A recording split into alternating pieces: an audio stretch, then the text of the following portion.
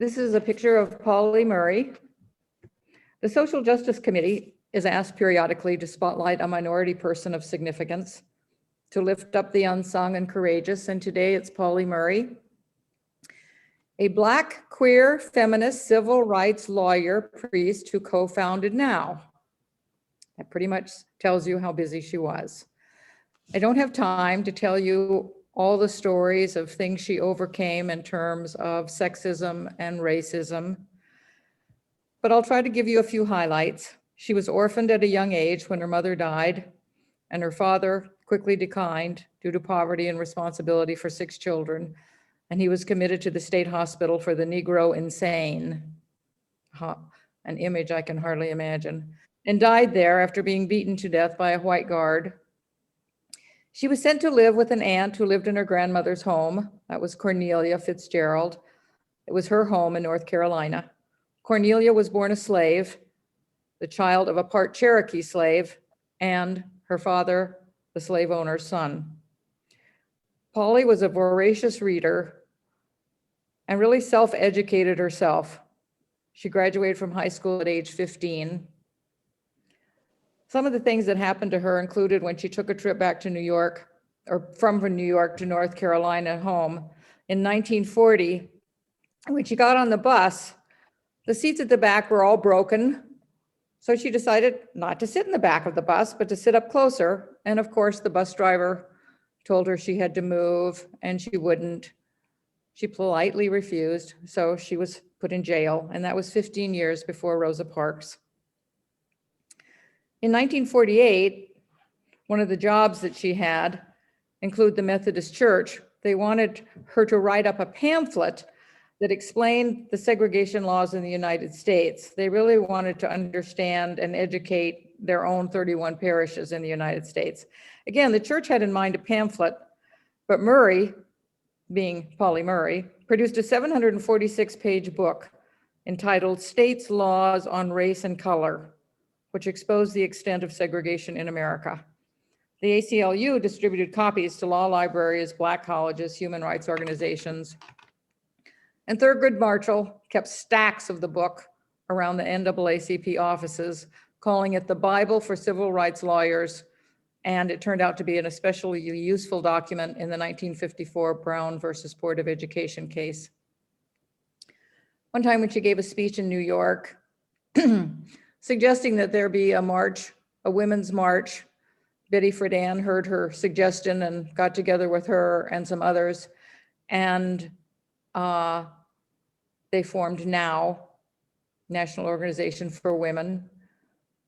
Pauli was also a co-author with Ruth Bader Ginsburg in a case in which Pauli's background in gender discrimination was crucial. She studied at Yale Law School in 1965, becoming the first African-American to receive a Doctor of Science of Law, and Yale has since named a residence hall in her name. It wasn't easy for her to get to that point. She had already been turned down by Columbia and Harvard. They didn't accept people of her race. She was a friend of Eleanor Roosevelt and served to help this First Lady become more aware of the challenges faced by working women, the poor, and communities of color. She served as a consultant to President Franklin Roosevelt and to John Kennedy as well, and served on Kennedy's Presidential Commission on the Status of Women. She also wrote a book of poems entitled Dark Testament and Other Poems. During her lifetime, she was candid about her relationships with women and being a gender nonconforming person. She decided on the name Pauli because she was born Pauline. She tried out Paul for a while. That didn't sound right to her either. So she decided on Pauli as a compromise, P-A-U-L-I. She didn't write much about her gender nonconforming issues in her autobiography. It was extremely painful. I mean, she had undergone a great deal of sexism and even came up with the term Jane Crow as a term applying to sexism, just as Jim Crow applies to racism. This was very painful to her because she didn't have a community or the terms to work with intersectionality. And sometimes she even was hospitalized. She was briefly a participant with the Communist Party, and that made her a target of the McCarthyism's Red Scare, and she had to remove many of her references to same-sex relationships in her writings. And due to her queerness, her gender political beliefs, she became a victim of the times and was erased from most chronicles of the civil rights movement.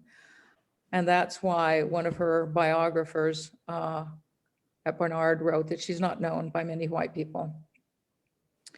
Later in life, possibly frustrated with how both the women's movement and the civil rights movement were stagnating, or maybe because of the death of her partner, Irene Barlow, her partner for 25 years, or a search for something else, she entered New York's General Theological Seminary to become an Episcopal priest.